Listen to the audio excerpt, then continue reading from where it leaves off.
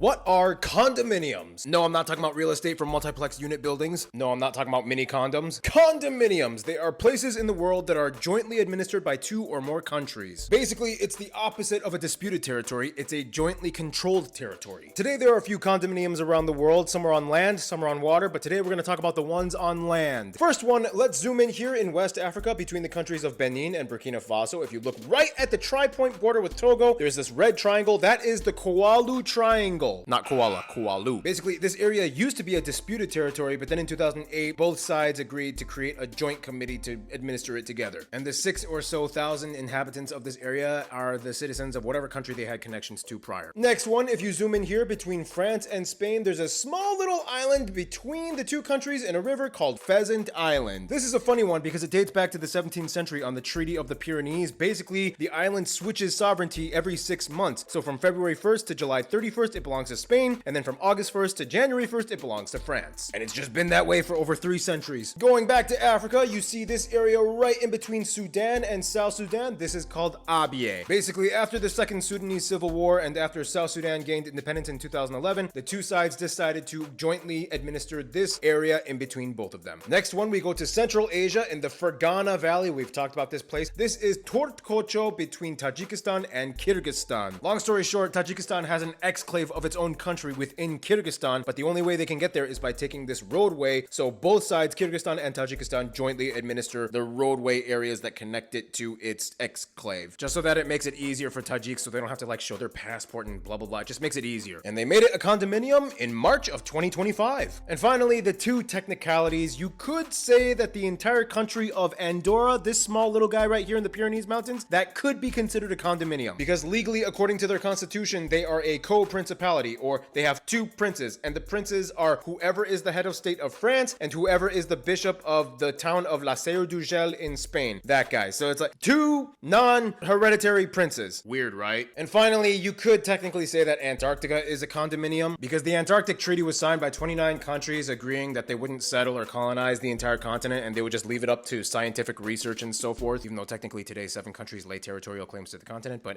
whatever. So there you go, condominiums. Basically shared roommate situations across the world.